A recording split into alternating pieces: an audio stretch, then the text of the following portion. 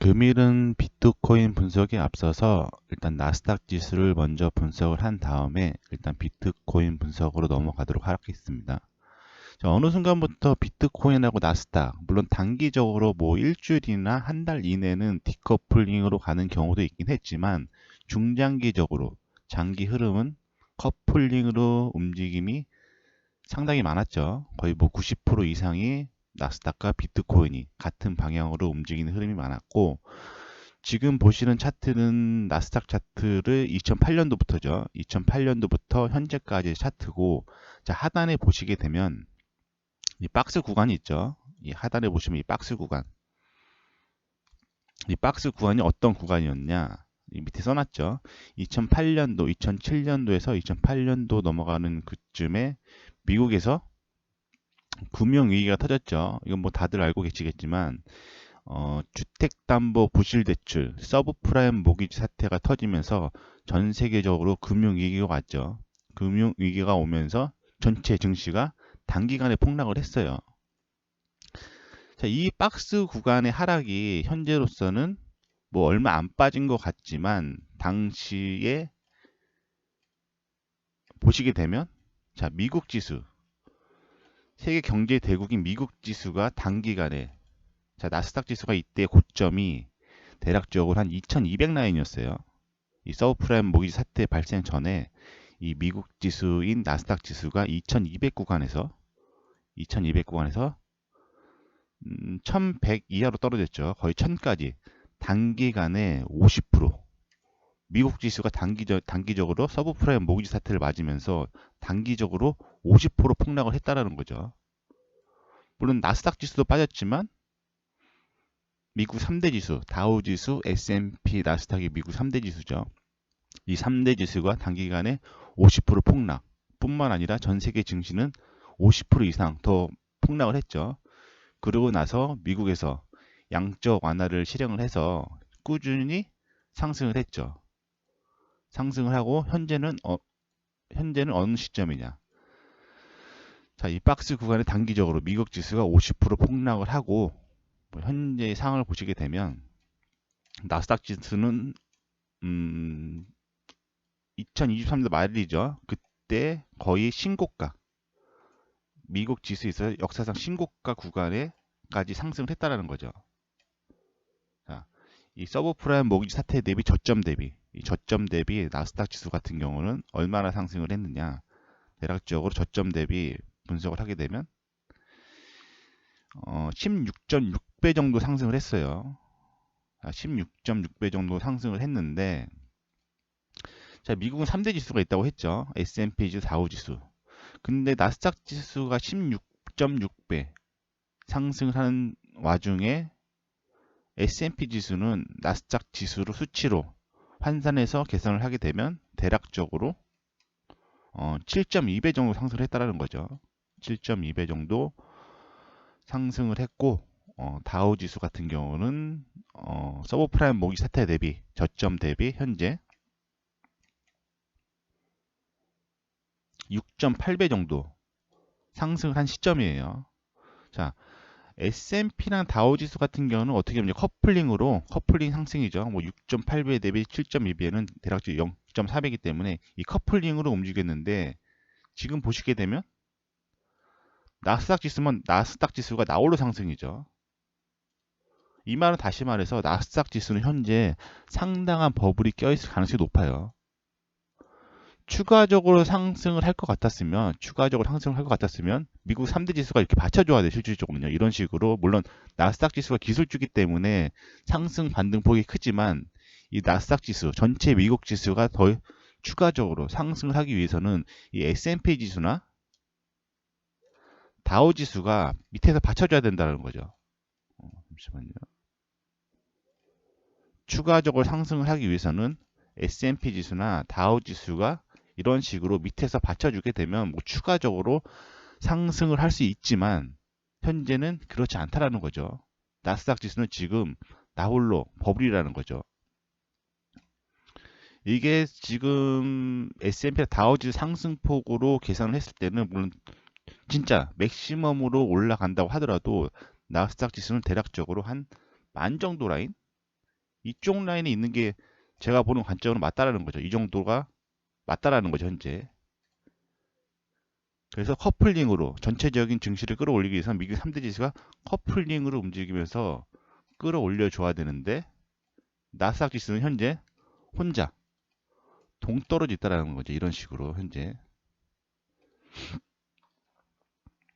그래서 제가 보는 관점으로 현재 나스닥 기술주들은 상당히 지금 버블이 껴있는 상태고 버블이 꺼지는 순간 상당히 빠른 속도로 조정이 들어올 가능성이 높다.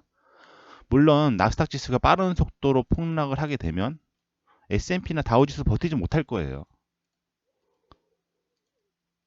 미국 3대 지수는 거의 99% 이상 커플링으로 움직이기 때문에 나스닥 지수의 버블이 꺼지면서 폭락을 할 때 S&P나 다우지수는 버티지 못하겠지만 이 하락의 속도가 틀리겠죠.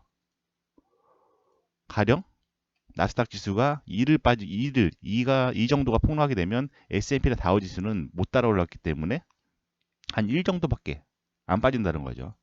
반대로 반등을 나스닥이 다시 한번 반등을 시도할 때 1을 반등을 시도할 때 S&P나 다우지수는 2를 반등하면서 상호간 이격을 맞출 가능성이 현재로서는 높게 보고 있는 시점이에요. 높게 보고 있는 시점이고 해서 지금 나스닥 같은 경우는 제가 보는 관점은 상당한 버블이다. 미국 지금 보시게 되면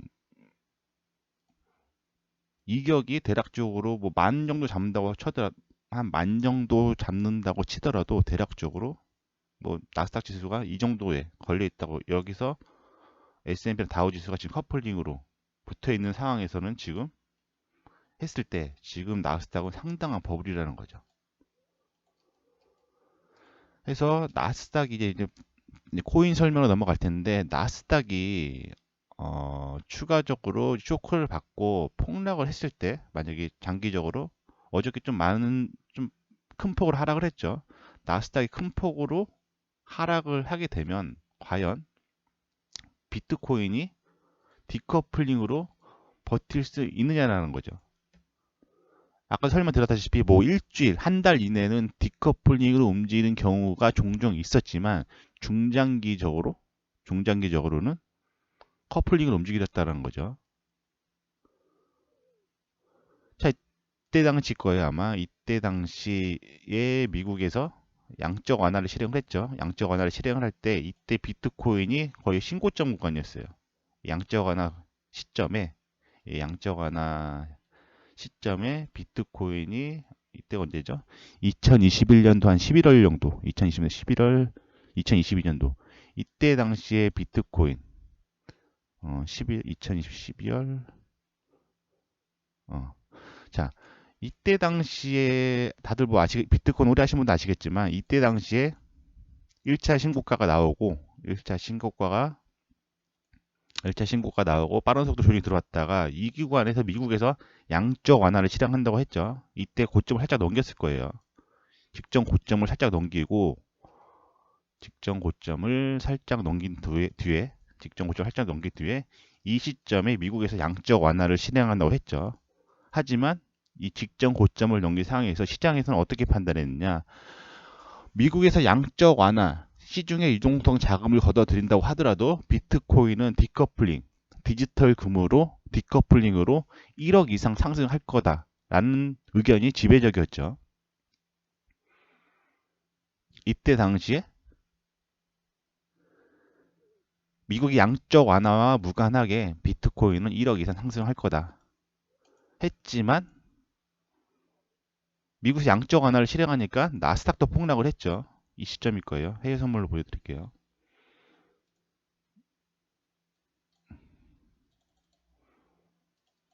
자, 이 구간이죠.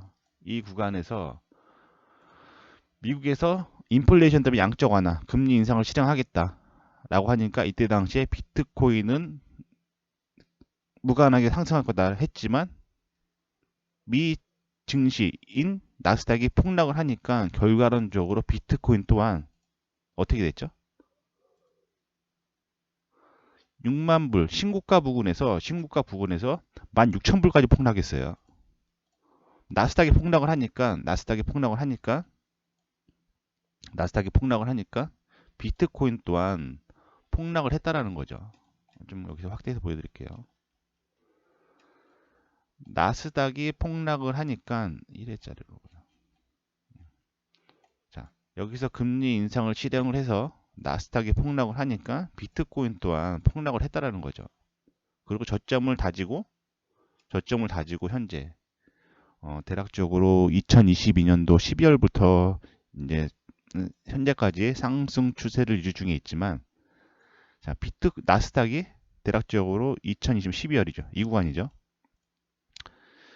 나스닥이 본격적인 상승 추세를 시작한 시점이 비트코인이 본격적인 상승 추세를 시작한 시점과 똑같아요. 2022년도 한 12월경부터 상승 추세가 시작됐고, 나스닥 또한 2022년도 12월경부터 상승 추세를 현재까지 이어오고 있죠. 그래서 아까도 설명드렸다시피 단기적으로는 디커플링으로 움직일 수 있지만 중장기적으로는 커플링으로 움직일 가능성이 상당히 높다. 현재로서는 이미 과거의 여러 사례를 비춰봤을 때, 또한 나스닥은 현재 버블이 상당히 많이 있을 가능성이 높고 해서 나스닥이 빠른 속도로 조정이 들어오게 되면 비트코인 또한 어느 정도 조정이 들어올 수밖에 없다. 그리고 또한 이제 현재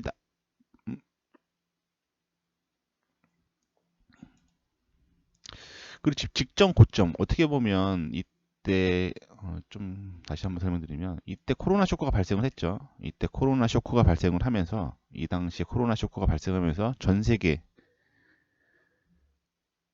금융 위기가 왔죠. 경제 위기가 왔죠. 경제 위기가 오니까 미국에서 안 되겠다 해서 미국의 주특기인 양적 완화를 실행했죠. 양적 완화를 실행을 하면서 시중에 유동성 자금이 넘쳐나면서 비트코인뿐만 아니라 미증시, 전 세계 증시를 끌어올렸죠. 끌어올리면서 양적 완화의 대표적인 부작용, 화폐 가치 하락으로 인한 물가 상승, 소비자 물가 상승이 일어나면서 인플레이션이 발생하니까, 폭발적인 소비자 물가 상승으로 인해서 인플레이션이 발생하니까 미국에서 금리 인상을 실행했다라는 거죠. 금리 인상을 실행하면서 시중에 뿌려졌던 유동성 자금을 걷어들이면서 비트코인뿐만 아니라 전체 증시가 폭락을 했죠. 근데 지금 직전 고점을 넘겼는데 이때가, 자, 한번 잘 생각해 보세요. 이때가 인플레이션의 최고점이에요. 인플레이션의 최고점이라는 거죠. 인플레이션 최고점이고, 물론 금리 인상을 실행해서 인플레이션을 잡았다고 하지만 현재 이 당시의 인플레이션을 완전 잡지 못한 상황에서 지금 나스닥이 직전 고점을 넘겨버렸죠.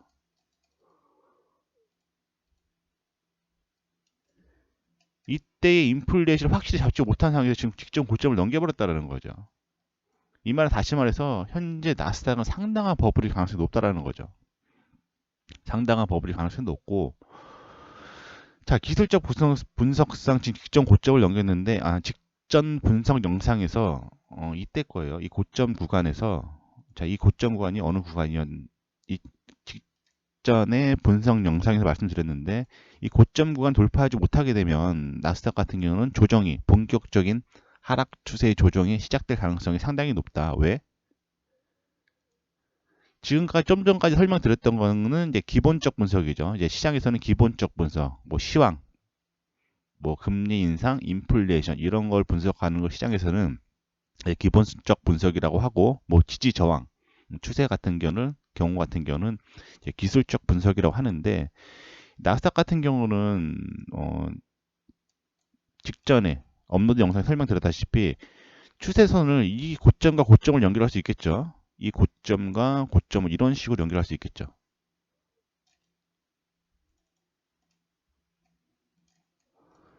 자, 저런 식으로 연결해서 보게 되면 나스닥 같은 경우가 어떤 시점이었고 현재 왜 빠른 속도로 하락을 했느냐. 이 저항 라인을 돌파하지 못했어요. 보시게 되면 정확히 라인에 걸렸죠. 추세선 저항 라인에, 고점 저항 라인에 걸리고 지금 돌파를 하지 못하고 지금 폭락을 하고 있는 모습을 보여주고 있죠. 폭락을 하고 있는 모습을 보여주고 있고, 만약에 이게 고점이라면 물론 얘가 뭐 다이렉트는 빠지지 않을 거예요. 뭐 지그재그로 빠지겠죠. 하락폭은 길고 이런 식으로 빠질 때 빠지더라도 하락의 속도는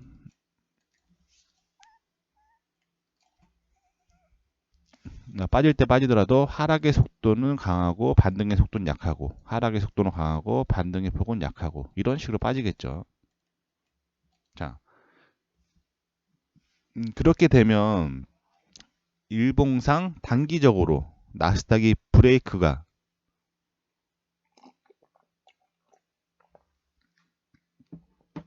걸리는 시점이 어느 구간이 될 가능성이 높느냐.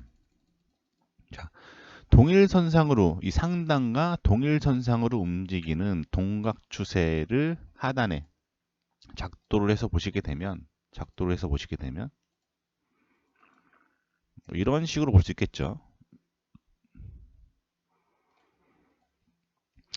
이게 본격적으로 이 추세가 만약에 하락 추세의 시작이라면 아직 시작도 안 했다라는 거죠. 이 하락 추세가 현재 진행 중인 추세라면 아직 하락 추세는 시작도 안 한 거고, 이 브레이크가 걸리는 시점은 직전의 저점이죠. 본격적인 상승 추세가 시작했던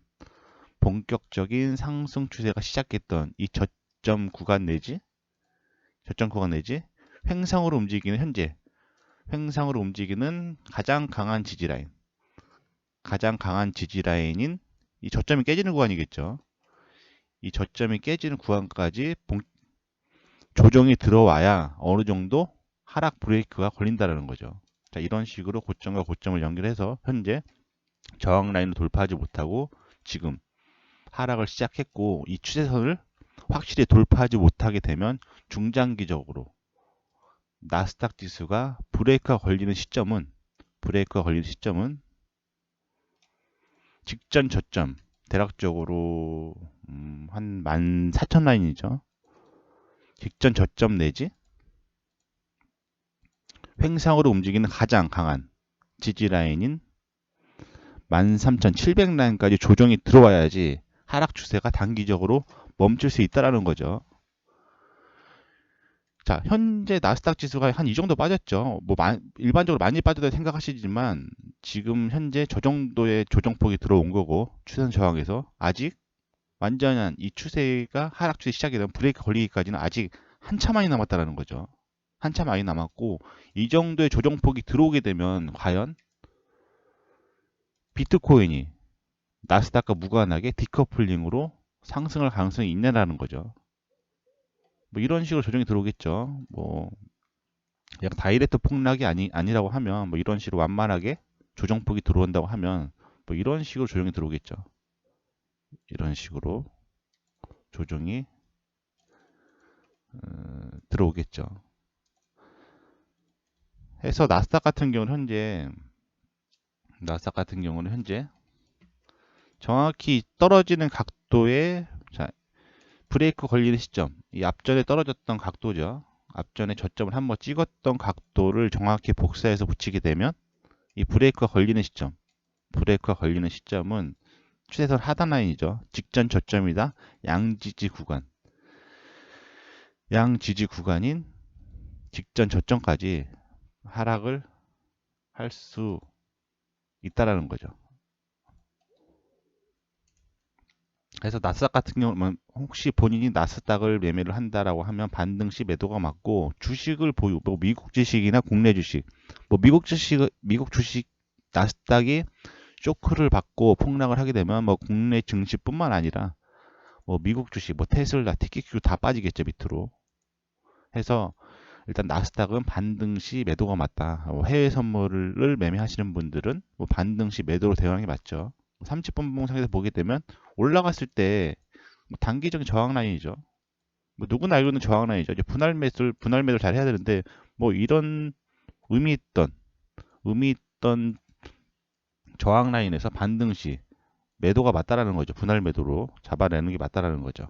이런 반등 시 매도 구간에서 매도를 받아서 밑에 추세를 저항 라인에서 매도를 받아서 이런 식으로 매도를 끌고 가는 게 맞다라는 거죠. 물론 비트코인이 아까 설명드렸다시피 비트코인 상승할 수 있는 한 가지 요건은 미국 증시와 디커플링을 하는 거예요. 미국 증시 나스닥과 디커플링으로 가야 되는데 과거 본격적인 하락 추세를 맞이했던 금리 인상부터 시작해서 본격적인 상승을 시작했을 때 나스닥도 현재 같이 상승 디커플링으로 상승을 했는데 나스닥이 폭락을 어떻게 여기 11,000까지예요. 지금 일봉상 브레이크가 걸리는 시점이 일단은 14,000까지 14,000 라인까지 보고 있지만 중장기적으로는 더 깨질 거라 보고 있는 거 현재 11,000까지 어떻게 보면 대박스권이죠. 어떻게 보면 대박스권까지 만약 밀리게 되면 이런 식으로 어떻게 보면 이제 고점 라인에서 꺾이게 되면 이런 식으로 박스권까지 하락을 하게 되면 11,000 라인까지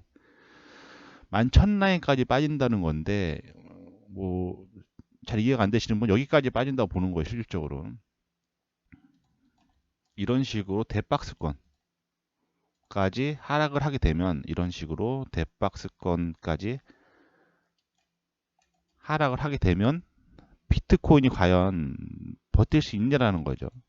현재 위치에서 이런 식으로 금리 인상 쇼크 직전의 저점까지 하락을 하게 되면 비트코인이 과연 완전한 미국 증시와 디커플링 완전한 무관하게 상승을 할 수 있냐라는 거죠. 자, 이 구간 나스닥이 금리 인상을 받고 이 폭락했던 구간의 비트코인 가격은 어디였냐?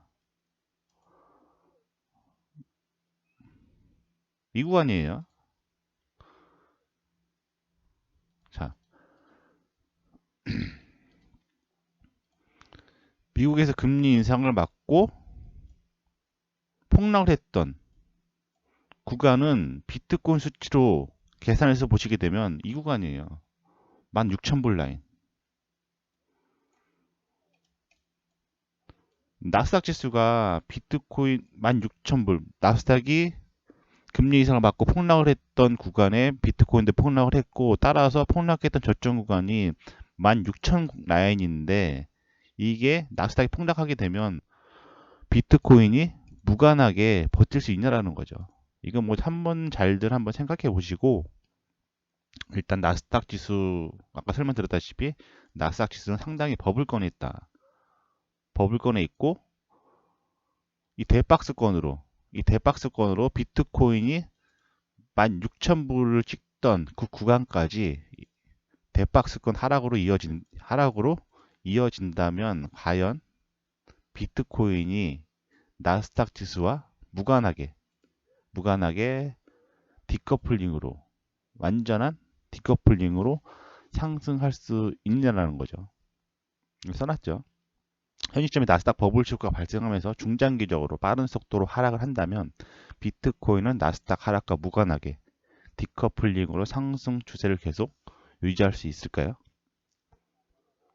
아까 설명드렸다시피 몇 번 설명드렸는데 단기적으로 뭐 일주일, 보름, 한 달 이내는 디커플링으로 움직이는 경우도 종종 있긴 했지만 중장기적으로는 미국 증시를 따라서 특히 나스닥 지수를 따라서 커플링으로 움직이는 경우가 거의 대부분이었다는 거죠.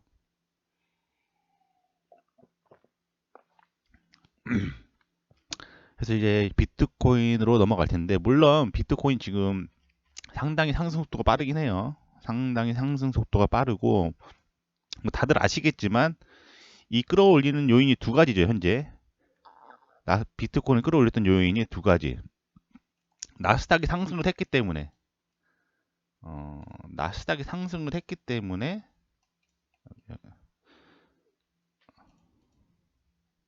잠시만요. 이 비트코인 현재 위치까지 끌어올렸던 재료는 두 가지예요. 자, 1차적으로 나스닥이 빠른 속도로 상승을 했죠. 나스닥이 빠른 속도로 상승을 했고 나스닥이 빠른 속도로 상승을 했기 때문에 1차적으로 비트코인이 따라서 상승을 한 거죠. 1차 상승 재료.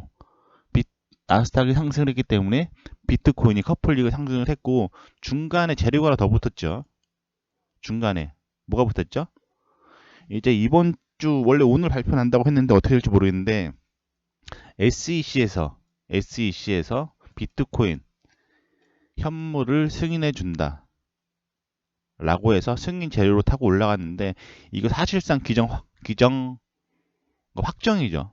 뭐 그전에는 뭐 된다 안 된다 뭐 안 될 수도 있다 될 수도 있다 이런 말이 많았는데 이번에 나왔던 SEC에서 비트코인 현물 아직 통과는 안 됐는데 거의 확정 재료를 타고 올라간 거죠. 실질적으로는요. 왜 확정 재료를 타고 올라갔냐? 이번에서 SEC에서 비트코인 현물을 승인을 안 내주게 되면 이 소송이 줄소송이에요. SEC가 줄소송을 당하기 때문에 어쩔 수 없이 이거 그냥 내준 거 아니에요. 이번에 SEC에서 펀드 자문사들이 블랙록 등 해가지고 많이 있죠. 이번에 SEC에서 비트코인 현물을 승인 안 내주게 되면 줄소송에 당하기 때문에 어쩔 수 없이 거의 확정이죠. 확정 재료를 타고 올라간 거죠. 그전에는 이제 불확실성이죠. 아, 자문사에서 현물 ETF를 신청을 했지만 SEC에서 거절할 수도 있고 아니면 승인을 내줄 수 있다. 이런 불확실성으로 해가지고 올라갔다 내려갔는데 이번에의 현물 ETF는 사실상 기정 확정이기 때문에 그 확정 재료를 타고 지금 현재 상승을 했다라는 거죠. 자, 1차는 나스닥이 먼저 끌어올려주고 2차는 ETF 현물 기정 사실 확정이죠. 확정 재료를 타고 현재 상승을 하고 있는 중인데 일단 뭐 상당히 많이 상승을 하긴 했어요. 상당히 많이 상승을 하긴 했고 이제는 기술적 분석상 뭐 현재의 비트코인 위치가 어디냐. 자, 이런 식으로 자, 보시게 되면 1차적인 신고가가 나오고 1차적인 비트코인의 신고가가 나오고 나서 빠른 속도로 조정이 들어왔죠. 조정이 들어오고 나서 다시 한번 고점을 살짝 넘기는 2차 파동이 나오고 앞전과 마찬가지 빠른 속도로 하락을 했는데 여기서 브레이크 걸리면서 단기적으로 반등 시도를 했죠. 여기서 반등 시도를 했지만 그렇게 되면 이 저점과 저점이 두 개가 나왔죠. 추세선은 저점과 저점이 최소 두 개가 있거나 고점과 고점이 두 개가 있어야 추세선을 작도를 할 수 있어요. 자, 보시게 되면 이 저점과 여기 있는 저점과 이 저점을 연결할 수 있겠죠. 어떻게 외추세선이죠. 외추세선인데 자, 이런 식으로 현재 작도를 해서 보시게 되면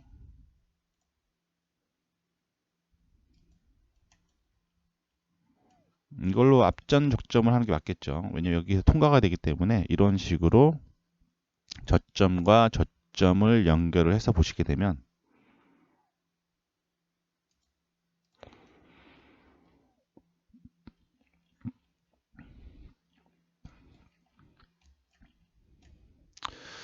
자, 비트코인은 현재 이게 제가 보는 이제 허리라인이죠. 어떻게 보면 비트코인 가격대에 있어서 가장 중요했던 구간이라고 봐요. 가장 중요했던 구간이라고 보는데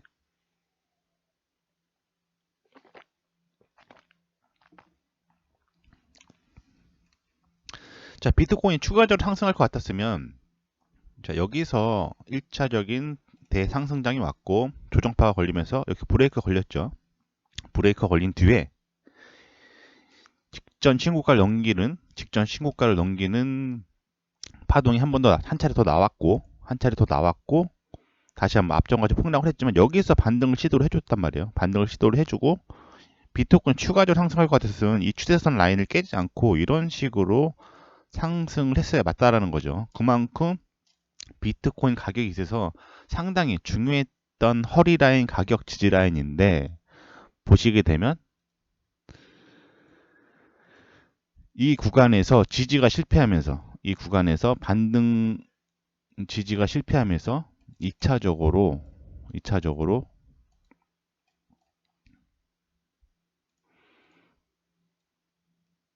2차 상승파가 나왔고 여기서 상승을 시도를 했지만 이 지지라인이 무너지면서 어떻게 됐죠? 2차 하락파가 나왔어요. 실질적으로는요. 2차 하락 추세가 나온 거죠. 여기서 1차 하락 추세가 나오고 본격적인 1차 하락 추세가 나오고 이 허리라인, 지지라인이 무너지니까 2차 하락 추세가 나온 거죠, 실질적으로는요. 그만큼 중요했던, 어떻게 보면 이 지지 구간을 살렸으면 추가적인 상승도 가능했지만, 이런 식으로 지지 라인을 지켜냈으면 추가적인 상승도 가능했지만, 허리라인, 중요했던 지지 라인이 무너지면서 2차적인 하락 파동이 나왔다는 거죠. 그러고 나서 현재 거의 다 왔죠. 거의 저항 라인이 거의 다 왔어요, 실질적으로는요. 일반적으로 이런 저항 라인 같은 경우는 물론 돌파할 수도 있긴 한데 일반적으로 한 번에 돌파하기 힘들어요. 왜냐하면 지금 프레임 자체가 상당히 길죠. 기간도 길 뿐더러 이 기간도 길 뿐더러 지금 가장 중요했던 지지 라인을 이탈하고 나서 지금 처음 붙는단 말이에요. 이런 저항 라인 같은 경우는 일반적으로 제가 매매를 했을 때 한 번에 돌파하기는 힘들어요, 실질적으로. 돌파를 할 때 하더라도 어떤 식으로 돌파하는 경우가 많았냐면 워낙 강했던 저항 라인이기 때문에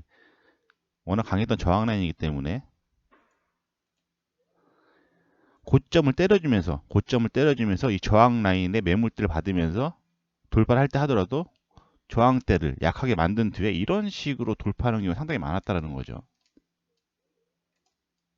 한 번에 이런 강했던 저항 라인을 한 번에 다이렉트 돌파하는 경우는 극히 드물어요, 실질적으로. 특히 이 프레임이 상당히 길죠. 물론 단기 프레임에서는 뭐 한 달짜리 저항, 뭐 일주일짜리 저항은 뭐 이런 돌파하는 사례가 종종 있지만 현재 이 추세선의 시작은 2021년도 7월부터 현재까지 추세이기 때문에 상당히 긴 추세라는 거죠. 해서 일단은 나스닥이 현재 상당히 불안하고 뭐 직전 고점, 지금 이제 횡조항에도 같이 걸려 있어요, 지금. 여기서 1차적인 반등을 시도했던 이 저항 라인이 지금 같이 걸려 있어요. 횡조항이랑 추세선, 이탈 후에 되돌림 저항이랑 지금 같이 걸려 있어요, 실질적으로는요. 직전 고점의 저항이랑, 그러니까 이 말은 다시 말해서 저항 라인 하나가 아니라는 거죠. 저항 라인이 두 개이기 때문에 일단은 뭐 제가 보는 관점은 현재는 매수는 약간 위험한 상황이고 그리고 증시의 격언에 이런 말이 있죠. 소문이 나서 SEC 승인 확정, 소문이 나서 상승을 했고 막상 승인 확정이게 되면 뉴스가 나온 거죠. 증시 경원 중에 소문에 사서 뉴스에 팔라는 말이 있죠. 뉴스에 팔라는 말이 있듯이 일단 조정 파동이 나오게 되면 이런 식으로 갈 가능성이 높다고 보고 있는 것이 실적으로는 1차 상승이 이렇게 나왔고 1차의 상승이 나왔고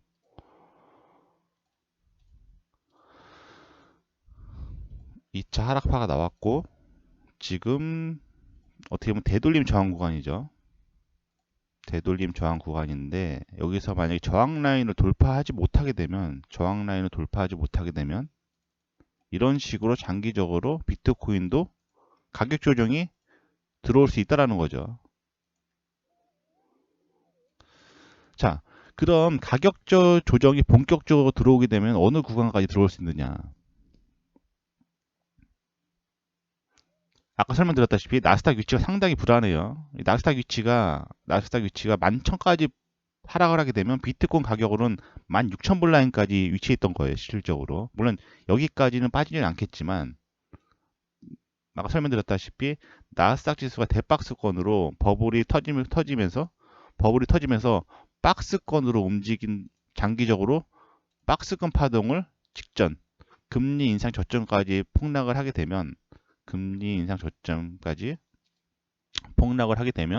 이때 당시에 비트코인의 가격 위치는 대략적으로 16,000불 라인이 실질적으로는요. 물론 여기까지 빠지진 않겠지만 그래도 본격적인 나스닥이 쇼크가 오게 되면 이 저항을 맞고 저항도 밀리는, 그러니까 저항을 막고도 밀리는데 나스닥이 기름을 붓는 거죠. 하락에 기름을 부으면서 추가적으로 많이 하락을 해서 비트코인 가격이 브레이크가 걸리는 시점이 어디일 가능성이 높냐라고 예상을 해보면 자, 이 독일선상으로 움직이는 추세선을 이런 식으로 작동할 수 있겠죠.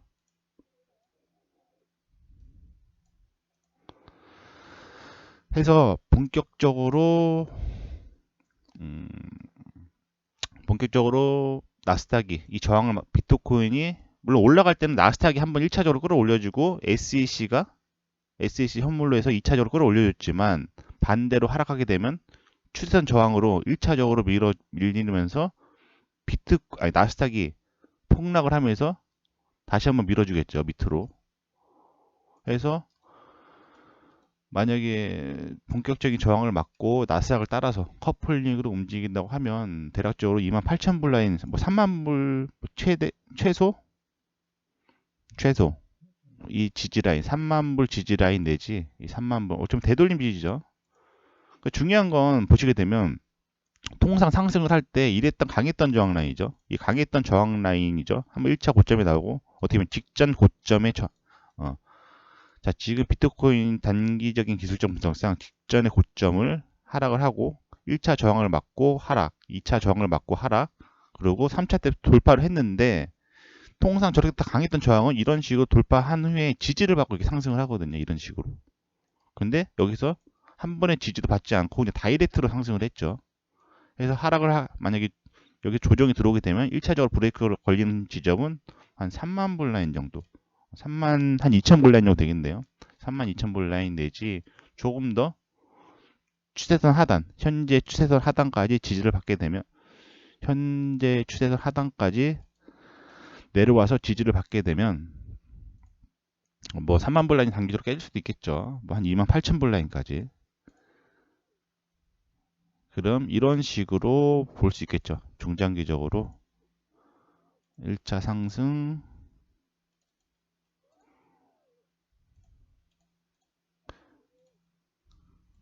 본격적인 하락 추세고 현재 되돌림 저항 구간이죠. 되돌림 저항 구간에서 어떻게 보면 이제 기술적 분석상도 상당히 강한 저항인데 이 기술적 분석의 저항도 맞고 거기에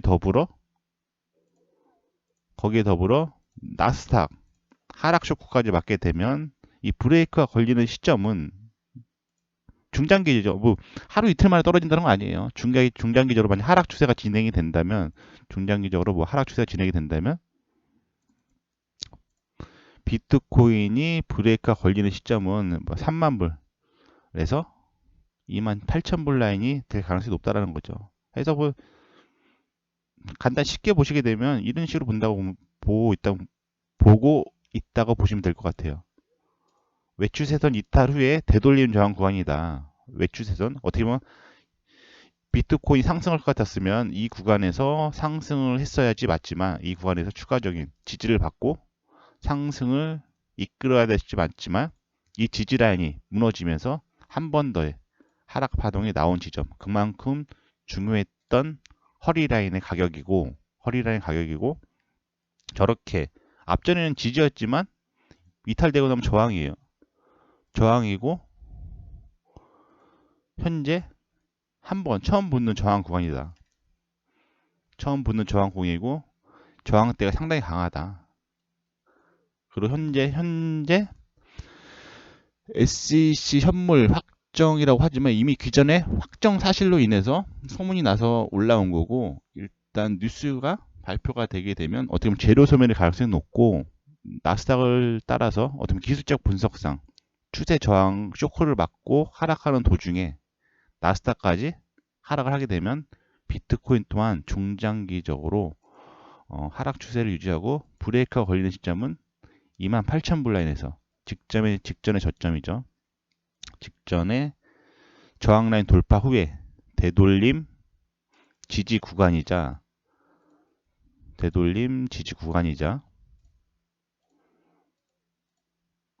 현재 외추세선 동각 추세의 하단 지지라인인 28,000불 라인까지, 그러니까 30,000불에서 28,000불 라인까지도 조정이 들어올 가능성을 열어두는 게 좋다 라고 보고 대응하시면 될 것 같아요. 일단 뭐 제 뷰는 그런 거고, 물론 지금 근데 아까도 제일 중요한 거는 이 나스닥 위치가 너무 불안하다는 거죠. 현재 나스닥 위치가 상당히 불안하다 지금. 어디 갔어? 나스닥 위치가 상당히 불안하기 때문에 나스닥이 쇼크를 받고 본격적으로 하락을 하게 되면 비트코인 또한 중장기적으로 하락을 하지 않을까. 하락이 아니고 조정파동이죠. 조정파동이라는 거죠. 마지막으로 나스닥은 현재 버블이 상당히 많이 꼈다. 제가 보는 관점으로는 뭐 나스닥의 상승 속도가 다우 지수나 S&P 지수 대비 높은 건 사실이지만 그래도 많이 올라도 만 라인에 붙어 있다는 게 맞는 거죠. 왜냐면 지금 S&P가 지금 7.2배 상승이고 다우 지수가 6.8배 상승이니까. 이거 잘 이해 안 되실 분도 있는데 지금 다우 지수 같은 경우는 나스닥 수치로 해갖고 지금 한 5,800 라인에 붙어 있는 거예요. 저점 대비 서브프라임 모기지 사태 대비 6.8배 상승이니까. 그리고 S&P 지수 같은 경우는 나스닥 수치로 계산하게 되면 7.2배 상승이니까 7,300 라인에 붙어 있는 거고, 7.2배, 6.8배. S&P나 다우 지수는 어떻게 보면 커플링으로 이격을 마치면서 현재 상승을 했는데 나스닥은 지금 16.6배 상승이죠. 많이 올라간다 하더라도 제가 봤을 때 만 라인에 붙어 있는 게 맞아 보여요. 실질적으로는 이 직전 저점 라인. 그래서 이런 식으로 커플링을 유지하면서 상승을 하는 게 맞는데 지금 나홀로 상승을 해서 버블이 껴있을 가능성이 상당히 높다라는 거죠. 그래서 버블이 꺼지면서 쇼크가 본격적인 하락 쇼크가 오게 되면 비트코인 또한 과거에 뭐 하루 이틀 한 달 이내는 디커플링으로 움직이는 경우도 있었지만 중장기적인 추세, 장기 추세는 항상 커플링으로 움직여서 비트코인도 하락 쇼크를 맞을 가능성이 현재로서는 있다 라고 보고 대응하시면 될 것 같아요. 현재로서는. 그리고 뭐 현물, 뭐 국내 증시뿐만 아니라 뭐 미국 주식도 현재는 물량을 줄이는 게 맞는 시점이다. 현재.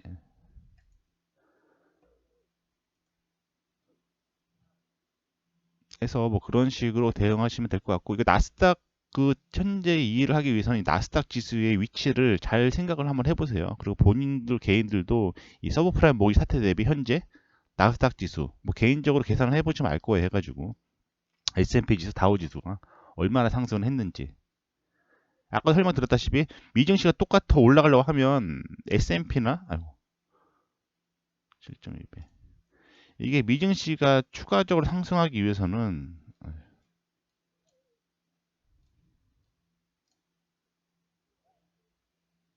이런 식으로 뭐 다우지수나 이런 식으로 다우지수나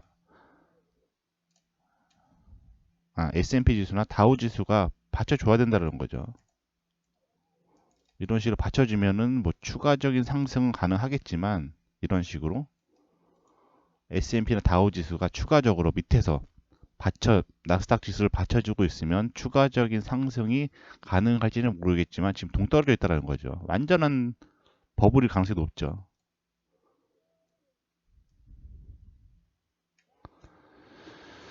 해서 이제 일단 2024년도가 이제 1월 3일인데 일단은 뭐 물론 제 시황이 틀릴 수도 있지만 일단 뭐 시황을 전체적인 시황을 보시고 잘들 대응하시고 뭐 추가적으로 뷰가 바뀐다고 하면 뭐 추가적인 시황을 올릴 거고 뭐 일단 현재로서는 뭐 현명하게 대응하시는 게 맞아 보이는 시점이고 전체적인 시황을 다시 한번 이렇게 한 번 들어서는 이해가 잘 안 될 거예요. 물론 제 주관적인 분석을 했고 뭐 이해가 잘 안 되실 수도 있는데 일단 뭐 한두 번 정도 들어보시다 보면 들어보시다 보면 일단은 뭐 이해가 뭐 완전 안 되진 않을 거예요. 이해가 완전 안 되진 않을 테니까 일단 뭐 전체적으로 잘들 보시고 뭐 현명하게들 대응하셨으면 좋겠습니다.